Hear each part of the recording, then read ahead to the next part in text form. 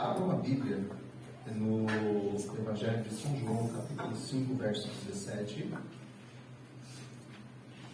E quero louvar a Deus pela minha família que está aqui, nossa esposa, nosso filho Antônio, roda as orações pela mãe e por enquanto está um pouco afastado. Mas o Senhor há de fazer a obra por completo.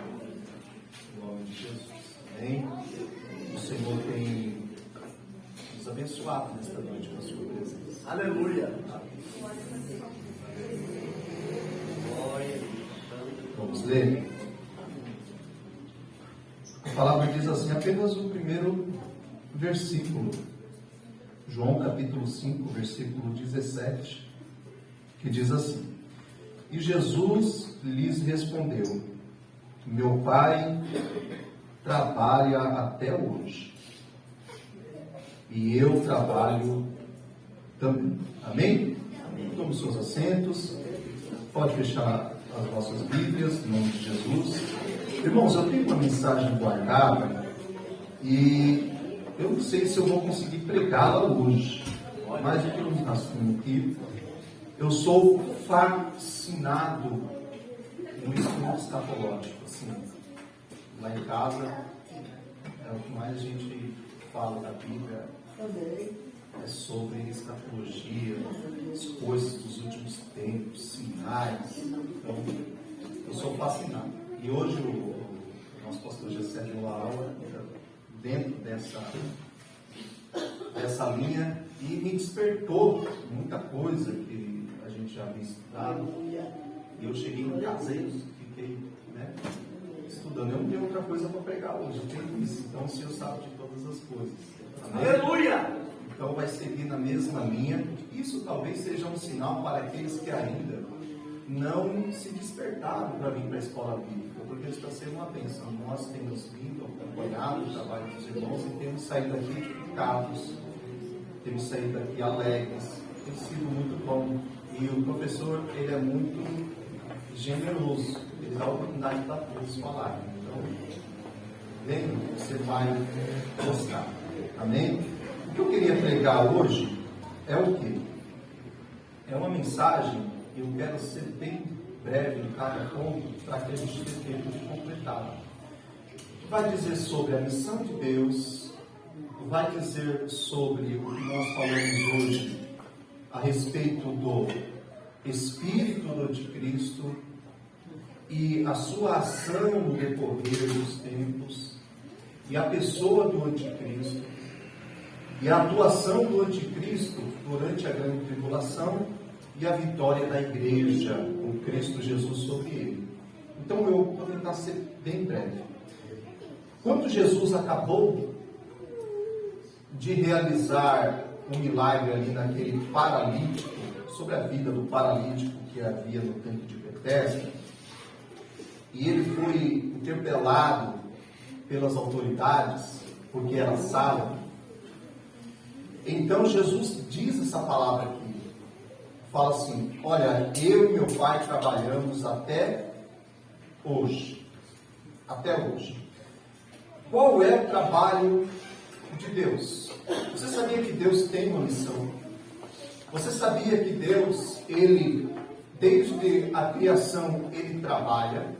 Qual é, então, o trabalho de Deus? Muitas das vezes nós nos preocupamos com o nosso trabalho, o nosso propósito, a nossa missão, aquilo que nos envolve, aquilo que nos inclui, aquilo que parece que nos completa a ser realmente aquilo que nós nascemos para ser. Porém, eu quero que você dê um passo para trás e se reserve agora os seus pré-pensamentos quanto a você mesmo e entenda que, acima de tudo, há um Deus, e esse Deus tem uma missão, e a preocupação deste Deus não é quanto à nossa missão, mas sim que nós venhamos a juntar-se a Ele para com esta missão.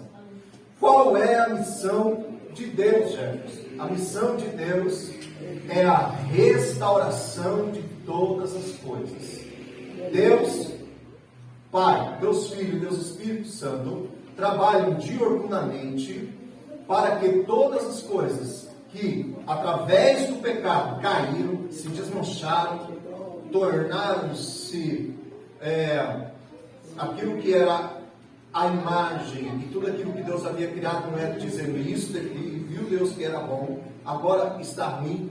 A imagem que Deus criou da sua criação, que era a imagem do Senhor, agora é uma imagem deturpada, torcida, na lama.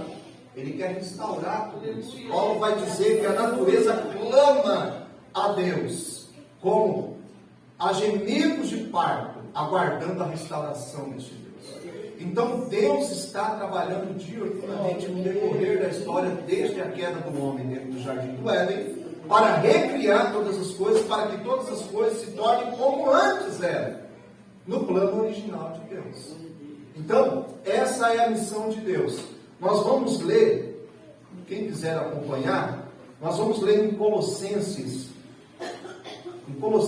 capítulo 1, nos diz a respeito desta palavra, no versículo 15, nos diz assim: o qual é a imagem do Deus invisível, o primogênito de toda a criação. Aqui ele está dizendo a respeito do que está escrito em Gênesis capítulo 1, verso 26. E disse Deus: façamos o homem à nossa imagem e semelhança. Então, quando Deus criou o homem, Ele criou o homem a partir de um molde, a partir de alguém que já existia, a partir da sua imagem. E aqui Paulo, em Colossenses 1,15, diz que quem é a imagem de Deus? O Deus invisível. O qual é a imagem do Deus invisível, o primogênito de toda a criação. É Cristo. Quando a Bíblia ela mostra este Deus soberano ocupado em uma missão de uma restauração, não é que ele quer fazer uma reforma em sua criação, porque quando nós vamos fazer uma reforma, sempre há uma mudança. Quem já fez um trabalho de reforma na sua casa, sempre no final ele mudou alguma coisa, ou ele diminuiu ou ele aumentou alguma coisa, nunca fica do mesmo estado que era.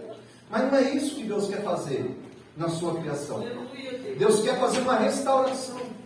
É como que um restaurador de quadro, ele vai pegar aquele quadro que a sua imagem já está deteriorada pelo tempo, e ele vai fazer um trabalho de restauração. O seu trabalho é fazer com que aquela imagem deteriorada, embaçada, manchada, ela venha chegar ao mais próximo, senão o resultado igual ao original quando esta imagem foi feita. Esta é uma restauração. Então ali no Éden, quando Deus diz assim: façamos o homem à nossa imagem e semelhança, Ele está olhando diretamente para Cristo, para Jesus, que é a imagem do Deus invisível. É como se Deus pedisse para Jesus: filho, senta nessa cadeira, pegasse um papel e começasse com as suas mãos em cima daquele papel, mexendo aquele barro e olhando para Cristo e fazendo os traços de Cristo naquele boneco, naquele barro. Então, ao homem ser criado e pronto, ele estava à imagem de Deus. E que é a imagem do Deus invisível, Jesus. Então, a criação é a imagem de Deus. O Deus invisível por Cristo Jesus. Na semana passada, se eu não me engano, ou retrasado, o pastor Jessé pregou aqui sobre João 1, que ele diz que todas as coisas foram feitas através de Cristo, e sem ele nada do que foi feito se fez. Exatamente isso. E aqui Paulo diz em Colossenses 1,15 que ele é o primogênito de todas as coisas. Todas as coisas foram feitas nele e por ele. Ok? Essa é a missão de Deus, junto com seu Filho, e aí entra o Espírito Santo, e aí entra a igreja, e aí entra todas as questões atuais. Passando dessa parte, nós entramos na questão do espírito do anticristo. Aqui em 2 Tessalonicenses capítulo 2, em versículo 7 diz assim: porque já o mistério da injustiça opera, somente há um que agora o retém, até que do meio seja tirado. Tá, o que quer dizer isso, irmão Jefferson? Aqui o apóstolo Paulo também, aos Tessalonicenses, está dizendo o quê? Porque já o mistério é segredo. Da injustiça opera. O que é isso? Isso é o espírito do anticristo, o espírito da injustiça, o espírito daquilo que é contra Deus. Isso é o significado do anticristo. 2 pontos importantes: há o espírito do anticristo e há o anticristo. São duas coisas distintas. O que é o espírito do anticristo? O espírito do anticristo é aquele que, desde o início, tem influenciado o sistema, os povos, as gerações, para preparar o caminho para a manifestação de fato do anticristo. Então isso é o espírito do anticristo. Qual é esse espírito do anticristo? É aquele mesmo que entrou no jardim do Éden e fez com que o homem caísse e pecasse. Ele é contra Deus e tudo aquilo que é chamado de Deus. Quem é o espírito do anticristo? É aquele que após Adão cair, Adão então tem seus filhos, e no decorrer dos anos, mais ou menos 1500 anos depois, os homens, eles caem em grande pecado. Qual o pecado? Derramamento de sangue. Os homens, eles matavam sem misericórdia alguma, e vendo Deus isso, arrependeu-se. Arrependeu-se ali, na tradução original é: entristeceu-se Deus de ter feito o homem. Então ali estava o anticristo, o espírito do anticristo tentando deturpar a criação de Deus. É o mesmo espírito que após o dilúvio, ele faz com que um homem chamado Nimrod, ele venha deturpar o mandamento de Deus que foi dado a Noé e a seus filhos. Se distribuem sobre a terra, e procriem, e preencham, e reinem sobre a terra. O que Nimrod faz? Nimrod é levantado, um poderoso caçador, líder nato, e faz com que os homens não se espalhem. Não vamos nos espalhar, senão ficaremos fracos. Fraco contra quem, Nimrod? Fraco contra este Deus. Que Deus? O Deus que tentou nos destruir com água. Não vamos permitir mais isso. Vamos construir uma torre tão alta que toque ao céu. E se esse Deus, porventura, se zangar com as nossas infrações, nós então subiremos ao refúgio dessa torre e escaparemos de suas águas. Nimrod então faz com que toda a humanidade, descendentes de Noé e seus filhos, fiquem ali construindo esta torre, e o plano era esse.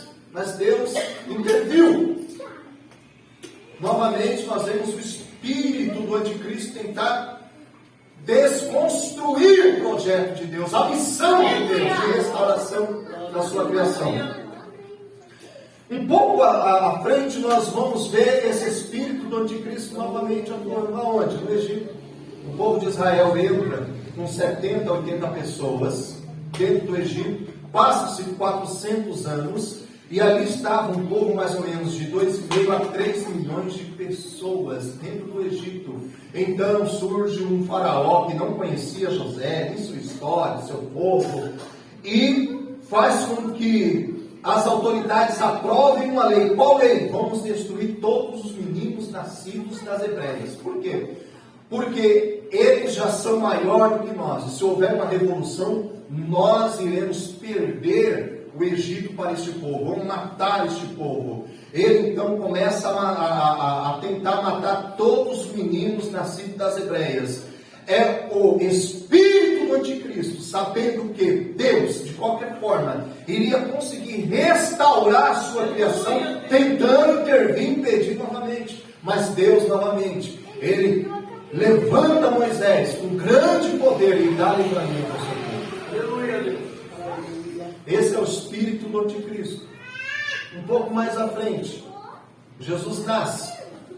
E lá na cidade de Belém, passados 2 anos do seu nascimento, vem os 3, alguns dizem reis, outros dizem magos, outros dizem sacerdotes, da Mesopotâmia, não importa.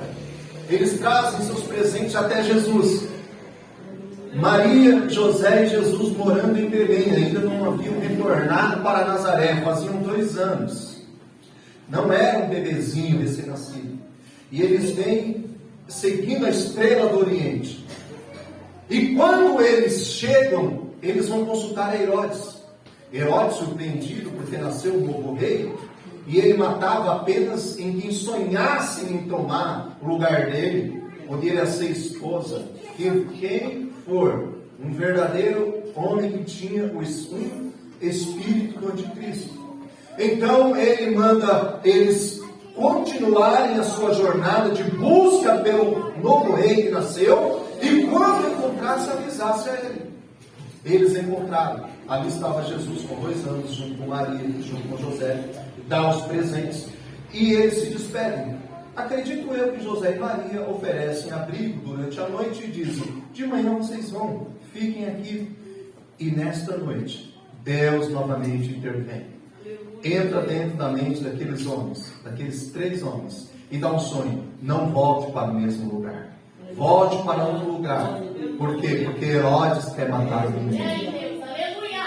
Eles vão para outro lugar. Quando Herodes fica sabendo que foi enganado por esses 3 homens, ele se enfurece. E acontece a profecia dita pelo profeta Jeremias: ó Belém, terra de Judá, Raquel está chorando inconsolavelmente pelos seus filhos, que morreram e não voltarão mais à vida. Herodes, furioso, manda os seus soldados entrarem na pacata cidade de Belém, sem nenhuma expressão econômica, política, religiosa, e matam todas as crianças de 2 anos para baixo. Nisso, o Senhor já tinha despertado também a José em sonho, e eles já estavam chegando no Egito para receber o livramento de Deus. Nós vemos então a escala do espírito do anticristo trabalhando para tentar, com sua intrepidez, impedir a missão e o propósito do Senhor. Nisso eu quero pular para as nossas gerações. Nós vamos ver o espírito do anticristo trabalhando ali no começo dos anos 1900, através do rei da China, onde era o imperador ainda Mao Tse Tung. Esse homem, por quê? Qual a fúria do espírito do anticristo, que é o que, irmãos? É a personificação de Satanás, a antiga serpente. Ok? Qual é a fúria? A fúria é contra a criação de Deus. No início, na eternidade, ele não queria ser igual a Deus. Por quê? Porque ele não conseguia saber o que era maior do que Deus. Porque o máximo que qualquer ser pode alcançar em sua visão é a semelhança de Deus. Paulo vai dizer que ele habita numa luz inacessível. Então ele não conseguiu, não conseguindo, ele foi expulso do reino. E ao ser expulso do reino, ele vê este Senhor criar uma imagem semelhante ao seu Senhor. E porque essa criatura é chamada de filho? Por 2 coisas: foi criada por Deus e a semelhança do seu filho. Então a ira de Satanás contra a criação de Deus é esta. Então a ira é contra Adão e Eva. Ao pecarem e saírem, continua a mesma ira contra a humanidade e sua geração. Lá na frente, quando ele escolhe Abraão e elege mais um filho por eleição, que é Abraão, Isaac, Jacó, Israel, ele agora volta a sua ira para Israel. Quando Israel rejeita a providência, que é Jesus, o Cristo, e elege um povo, agora mais um filho, não por criação como Adão, e não por eleição como Israel, mas por adoção, que é a igreja, ele volta a sua ira contra a igreja. Mas desde o início a sua ira é contra todos, tanto o gentil, que é a criação, como Israel, e também contra a igreja.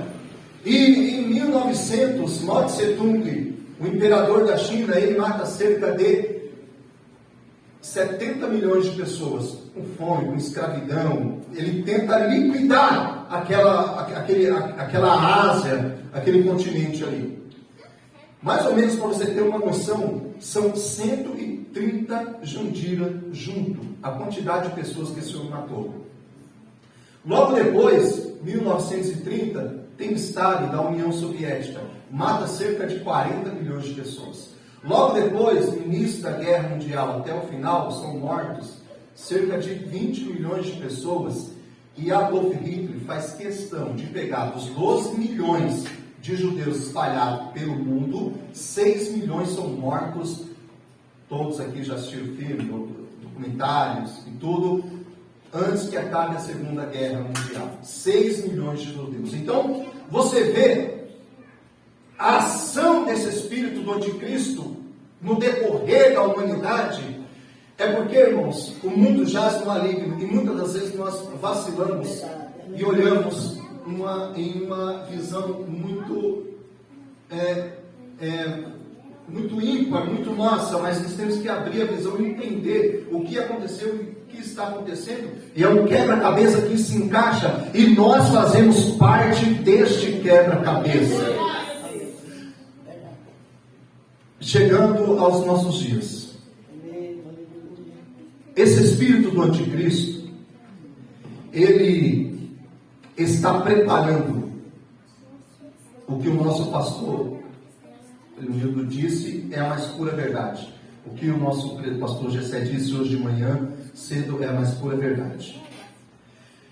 Aqui em 2 Tessalonicenses, no mesmo capítulo 2, e no verso seguinte, verso 8, vai dizer assim: então será revelado o iníquo. Então será revelado o iníquo. Quem é o iníquo? O anticristo. Não é mais o seu espírito. Ele não vai mais possuir fulano e ciclano. Nós estamos vivendo isso hoje. E ele vai traçar uma linha de ideologia na política, na economia, nos gêneros, na educação. Está tudo pronto.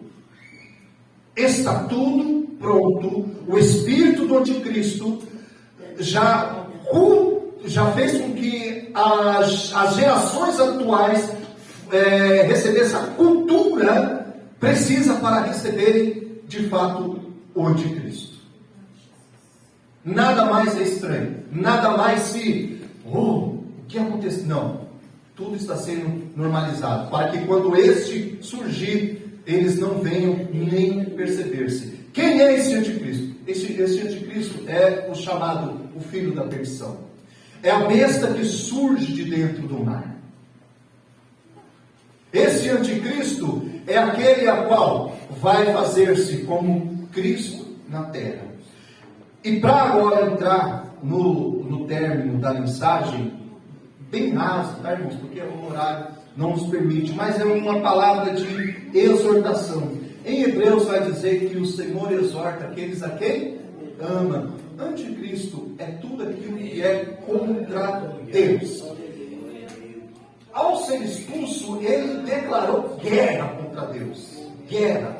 Mas ele é uma criatura de Deus. Ele não consegue ameaçar a sombra da glória de Deus. Ele não consegue.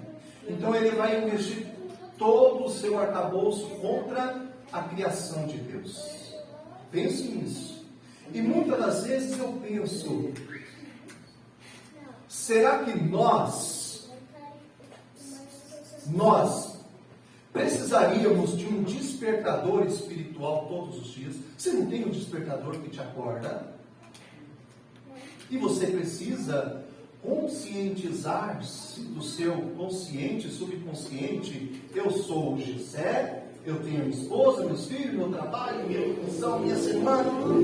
Bem, eu acho que nós deveríamos ter um despertador espiritual, que vai despertar a nossa alma toda manhã e vai nos conscientizar. Eu sou filho do Senhor. Eu sou servo do Senhor. Eu tenho isso. Concluindo, eu tenho que me ajuntar-se à missão do meu Deus. Porque está chegando a hora, está chegando o tempo, está se acumulando todas as coisas. Você é amigo da Bíblia? A Bíblia é esse despertador. Se você não lê a Bíblia, você está sem ficar despertado, você está disperso. Porque o anticristo, ele está às portas. Veja bem. Ele irá se manifestar. E quando ele se manifestar, ele vai ajuntar. Eu vou dar esses 3 exemplos: Mao Tse Tung, Stalin e Hitler. Há outros piores, mas os mais conhecidos são esses. Os teólogos dizem que esses homens cruéis, irmãos, quando eu falo de crueldade, é crueldade. Você não tem noção do que esses homens fizeram. Eles pegaram o corpo da pessoa e viraram o avesso de dentro para fora, eles vivos.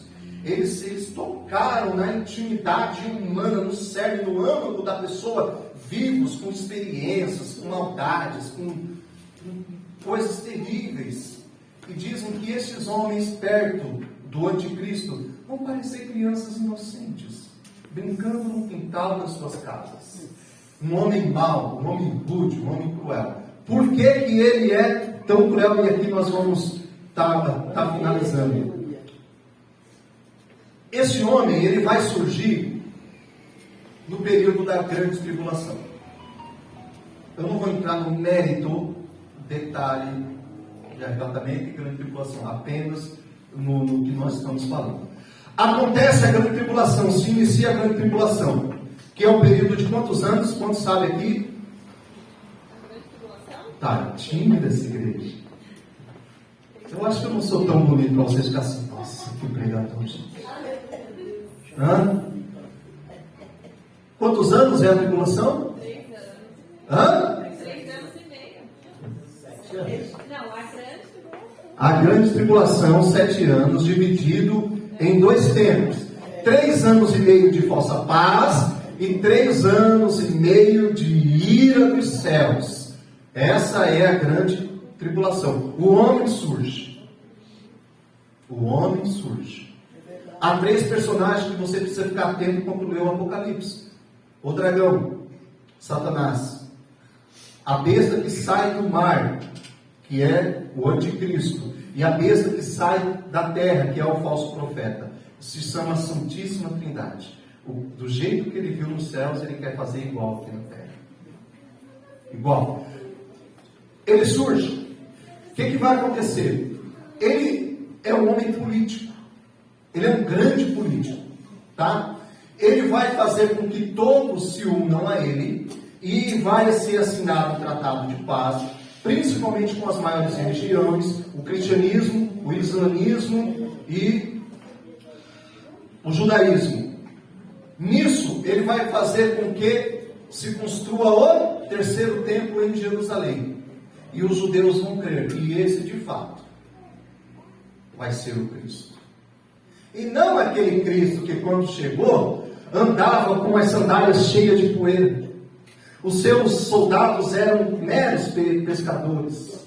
Eles esperavam um Cristo muito forte, muito poderoso, que chegasse diante do imperador, do César e do exército de Roma e os expulsasse e dissesse: saiam daqui, e meu povo Israel agora tem um rei. Não, ele simplesmente se entregou a Roma, e Roma ou você ficou: que Messias é esse? Que Salvador é esse? Mas quando vier o anticristo, sim, ele fará isso. Construirá o 3º templo e falará aos judeus: aqui está o vosso Messias. Então eles de fato acreditarão: este é o nosso Messias. 3 anos e meio se passa de falsa paz. O mundo não conhece o que é sofrimento, dor, morte, por fome, por miséria. Falsa paz. Todos acreditam neste homem. Ele entra no templo de Jerusalém, se assenta na cadeira do altar e diz aos judeus: me adorem, porque eu sou o Messias. Por mais que os judeus acreditem que ele é o Messias para ele é o profeta que Deus enviou. Deus há apenas um, digno de adoração, o Deus de Moisés. Então, eles percebem que não é o Messias, caíram no engano. Ali é rasgado o tratado de paz. Ele é expulso de Jerusalém, do templo. Agora então ele reúne o falso profeta, que é um líder religioso, ele que é um líder político, e Satanás, o dragão, a antiga serpente, entra dentro deste homem. Não é um espírito agora do anticristo, é o próprio Satanás. Ele incorpora dentro da pessoa do anticristo, e agora ele em si reúne o mundo inteiro para perseguir todos que acreditam no Deus vivo. Haverá uma perseguição nunca vista, que você vai ver os 7 selos, você vai ver as trombetas, você vai ver os céus se fechando pelo poder da sua palavra, os mares se transformando em sangue. Você vai ver coisas terríveis acontecendo, porque agora o próprio Satanás incorporado nesse anticristo, e vai perseguir. E aqueles que não tiverem a marca da besta, o que vai acontecer? Aqueles que tiverem a marca poderão comprar, comer, beber, ter família. Esses que não tiverem irão ser perseguidos. Ou você aceita a marca, e você aceitando a marca, você está dizendo não de forma definitiva para Deus e sim para Satanás. Mas aqueles que não aceitarem serão perseguidos e mortos. Agora pense na tecnologia que temos hoje. Será possível escapar? Porque hoje você consegue ver pessoas debaixo da água, pessoas debaixo de terras, pessoas debaixo de rocha. É um raio-x que nada se esconde hoje da pulsação humana, do calor humano, com a tecnologia que tem hoje. Mas a Bíblia diz que gentios e judeus voltarão a crer em Deus e em Jesus, por verem a manifestação do anticristo. Fugirão. E a Bíblia garante que no meio da grande tribulação, Deus guardará os seus escolhidos. Os santos serão guardados. Porém, quem quiser abrir, já estou terminando, tá, irmãos? Abra comigo Apocalipse capítulo 6, verso 9. É uma confirmação do que eu estou dizendo. Diz assim: e havendo aberto o 5º selo, vi debaixo do altar as almas dos que foram mortos por amor da palavra de Deus e por amor do testemunho que deram. Quem são esses aqui? São todos aqueles que não aceitaram a marca em hipótese alguma e foram levados para a morte, degolados, mortos de todas as formas, unhas arrancadas, línguas arrancadas, olhos perfurados, cabelos arrancados, corpos sendo, como fizeram com Isaías, desfolado, suas peles arrancadas, vivos, todo tipo de barbaridade, para que aqueles que ainda não aceitaram, ao verem, possam aceitar a marca da besta. Será um sofrimento incrível para que possam ser salvos. Mas depois desse sofrimento, a Bíblia aqui está dizendo que estes subirão diretamente no ante-altar de Deus e estarão com as vestiduras brancas diante do altar de Deus. O que é isso? Aqui está o trono de Deus, inacessível, uma luz inacessível. Alguns teólogos vão dizer que o trono de Deus, a qual ele está assentado no meio da eternidade, da onde você olhar, você vai ver a face de Deus. Não importa se você está atrás do trono, está a face de Deus. Se você está do lado direito, está a face de Deus. Se você está de frente, está a face de Deus. Mas como que é isso? É o mistério da glória de Deus. Quer dizer, um dos mistérios da glória de Deus. Aqui está Deus em seu trono. E o ante-altar, onde essas almas estão, é um degrau a menos do altar de Deus. Aqui estão as almas. Aqui está a terra passando pela grande tribulação. Foi morto pelo testemunho de Cristo, não aceitou a marca, sobe para o altar, para o ante-altar de Deus, está aguardando a justiça de Deus. Verso 10: e clamavam com grande voz, dizendo: até quando, ó verdadeiro e santo dominador, não julgas e vingas o nosso sangue dos que habitam sobre a terra? E lá está Satanás, o dragão, a antiga serpente, incorporado no anticristo, junto com o falso profeta, matando, perseguindo e tentando destruir o que? A missão de Deus, o projeto de Deus, da restauração de sua criação. Continuando, irmãos, faltam apenas 3 referências. Apocalipse capítulo 9, verso 16. Apocalipse 9, verso 16. O que vai acontecer? Satanás passa-se 3 anos e meio, cumpre-se todas as trombetas, todos os selos são abertos. Satanás consegue reunir a maioria das nações contra Israel. Agora Israel, judeu, gentil, os santos, aqueles que acreditaram no testemunho de Cristo, o remanescente de Deus está dentro de Jerusalém. E Satanás reúne todos os exércitos da terra para matar de vez estes santos, sejam eles judeus ou gentios,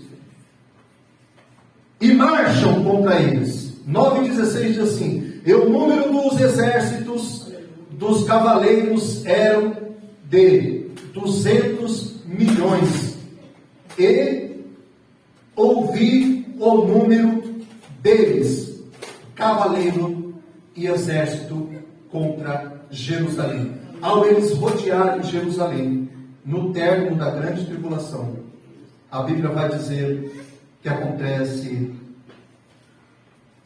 algo glorioso.